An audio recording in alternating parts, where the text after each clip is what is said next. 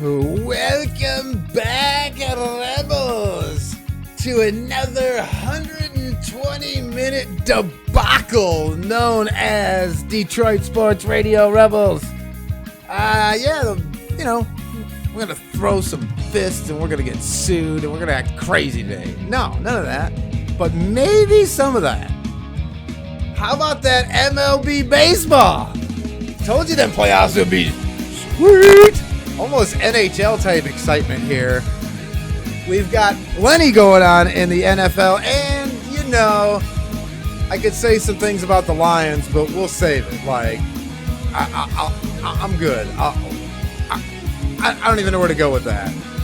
And Miami has got the whole league shook. They can't protect quarterbacks, so now the referees are taking matters into their own hands. I don't even know what else to say.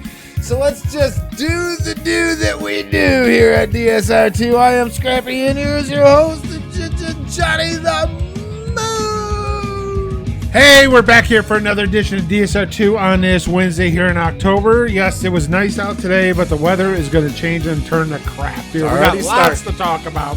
We got rain under, but we got lots here to talk about. As we said, we've got NFL action going on. We got some NCAA football on it. And, of course, we said MLB playoffs. We'll get into that and as well. Of course, Moose's fantasy moment and pickups. We have not been that bad this year, so amazing, we haven't been great. We've just been not bad. Not bad, right. Well, it's funny because, there's, no shortage of stuff to, kick around here.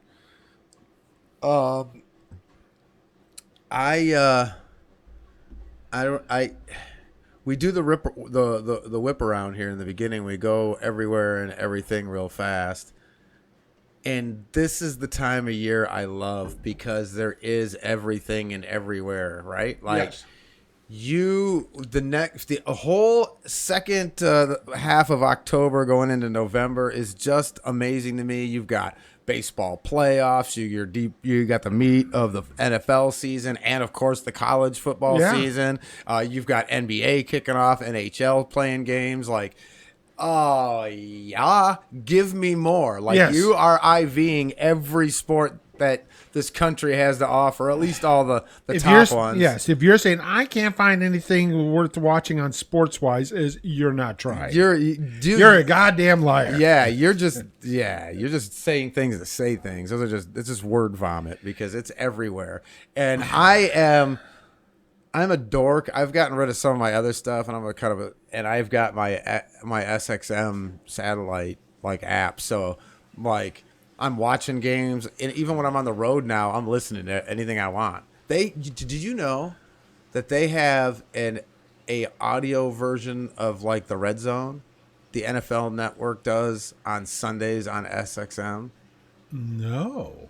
And so the guys will kind of whip around, and you'll get You'll check in at this game, and then they'll give you a few minutes of this game, and then they'll come back to the studio or whatever, and the guys will kind of break down something real quick, and they'll be like, "Oh, this is happening in this game," and then they'll send you to that game, and and I'm like, "What am I listening? This is amazing for my ears." So now even when I'm traveling, I'm kind of got my version of the Red Zone out there in the car.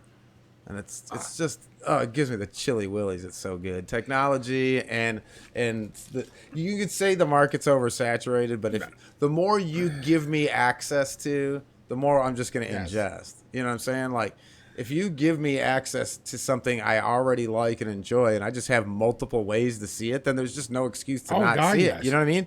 So I'm ingesting it all. So this is a time of year I still do a little traveling and stuff like that. So it's hard to catch all the games sometimes, but now I've got that in my back pocket. And of course they do the condensed games. So I'll watch the condensed games if I can. Those are usually the better games, the better matchups, the more intriguing things. And then it's a 3.5 hour game done in, 2:15. Exactly. You know what I mean? So I like that aspect of it, but so I try, but so anyway I can consume it, because you can't consume it all at once. If you got 14, 13 games on a week, because of bye weeks and stuff and all that, and you see how they pile them all up. Yeah. on at 1:00.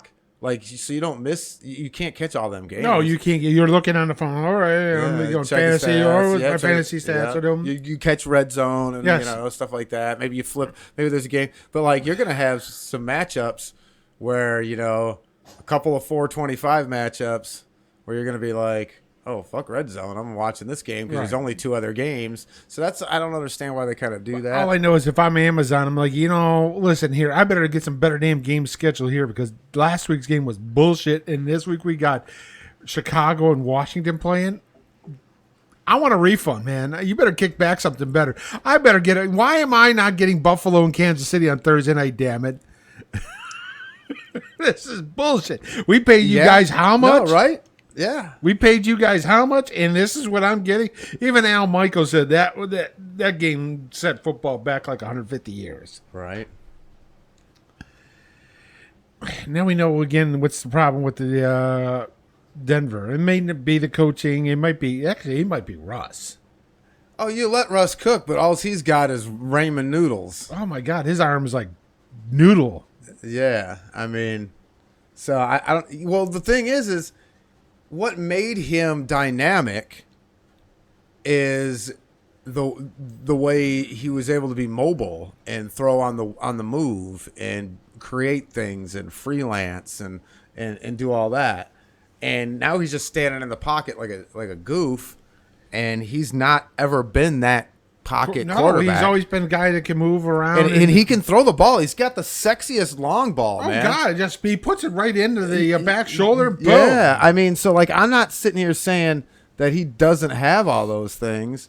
I just don't understand why he – look, as you get older, you can't be mobile all the time, right? Like, there's got to be a certain point to which your mobility slows down. I mean, it's just a fact of life. I mean, I don't know what to say. And I don't know what happened. We went and I was going to put a game on or something on, and it just took a dump. Okay. We'll mess with that later. All right. But I just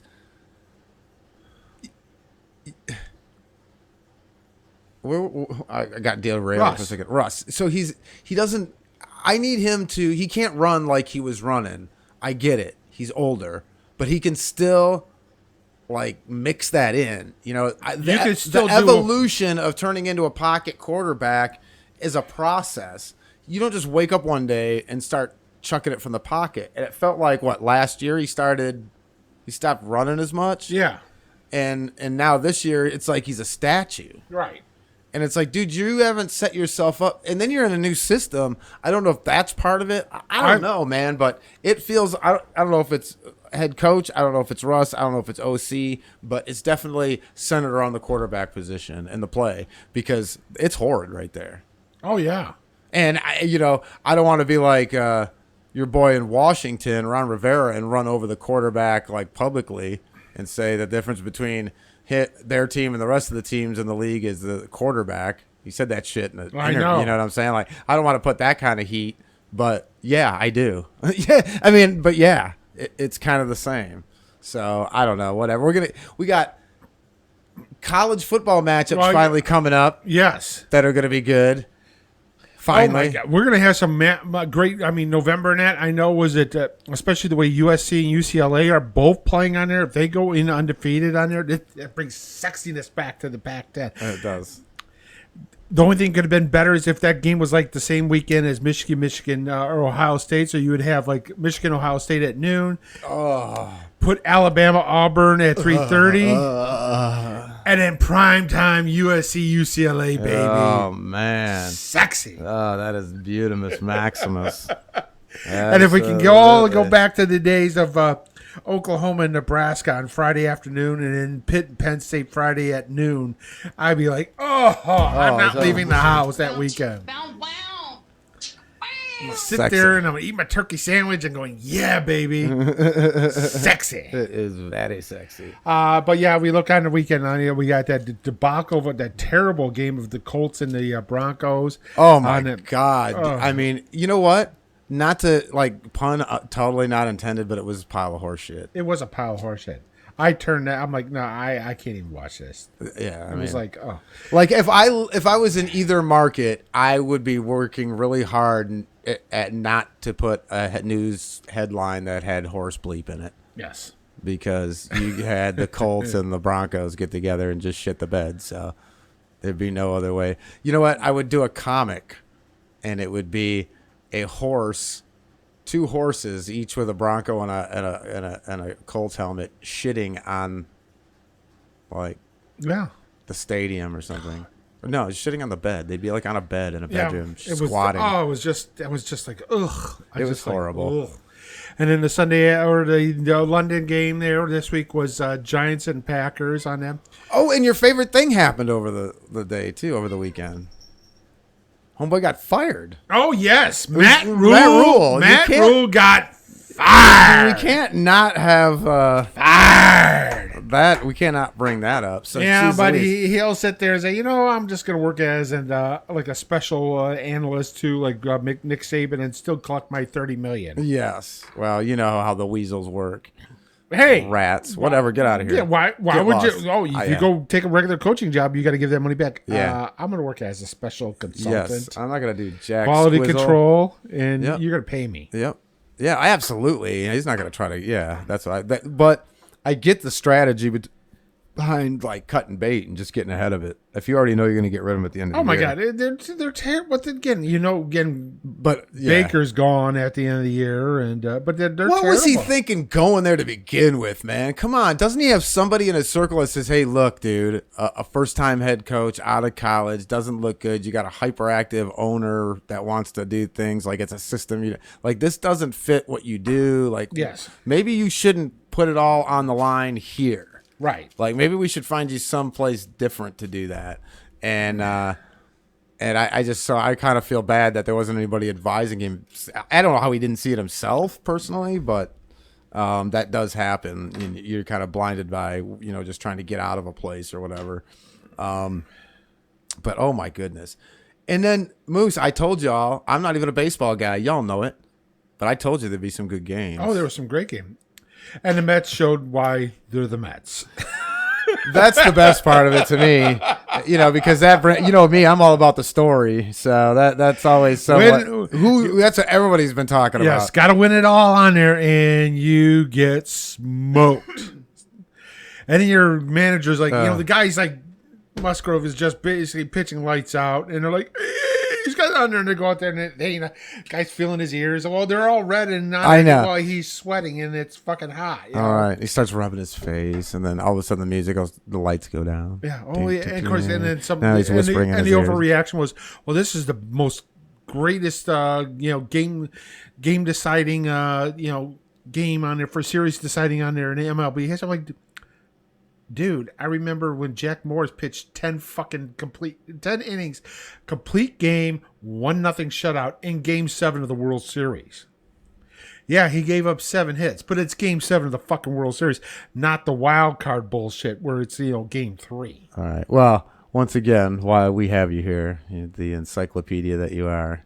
Again, he outdueled John Schmaltz on there, and I remember Tom Kelly going to the mound saying, like the 10th inning, you want to give me a all? And Morris kind of looked at him, get the fuck off the mound.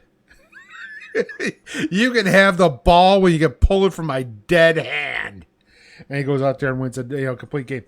But we have that. I mean, there was some great baseball. I mean, there was some fun series to watch in baseball wise, and it was definitely on there. We got the NLDS going on today. We got Phillies Braves top of the fourth, 0-0, and later this evening we got in at 8:37 first pitch.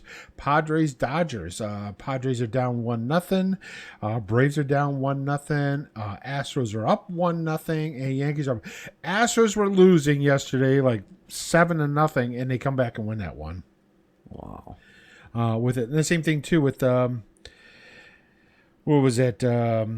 Mariners and Blue Jays over the weekend. They're down 8-1, and they come back and beat the Blue Jays 10-9. Unbelievable. I mean, yeah, this one was basically they're down 7-3, and they end up scoring 5 runs in the 8th and 9th innings and win that one. Love it. Again, yes. Mariners, yeah, you got to pass the first round, but that's all you're getting. You're not beating Houston.